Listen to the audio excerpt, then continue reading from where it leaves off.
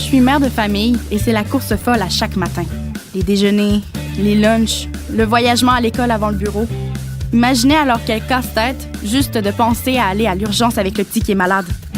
J'ai finalement réglé mon problème en m'offrant l'accès à des soins médicaux de qualité à la maison. Le Réseau des cliniques médicales du Québec offre maintenant ce service. Le Réseau des cliniques médicales du Québec, ça simplifie tellement la vie. Il y a plusieurs causes d'amputation. En plus des accidentés de la route et des victimes de la guerre, le cancer, les problèmes vasculaires et le diabète accélèrent l'étendue du fléau. On retrouve actuellement dans le monde près de 4 millions d'amputés des membres inférieurs.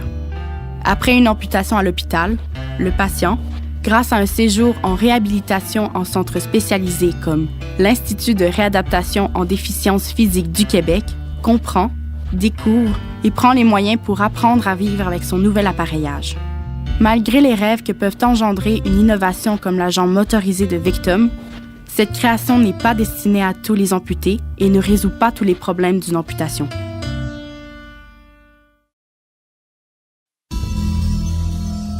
Une nuit d'avril 1893, je vis entrer dans ma chambre une forme humaine. Cette forme, de haute taille, était enveloppée d'un voile blanc qui lui cachait presque toute la figure. Je la vis avec terreur, s'avancer, se pencher sur moi, puis je sentis ses lèvres se coller aux miennes. Mais quelles lèvres! Je n'oublierai jamais l'impression qu'elles me produisirent.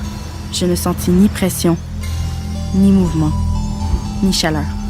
Rien que du froid, le froid d'une bouche morte.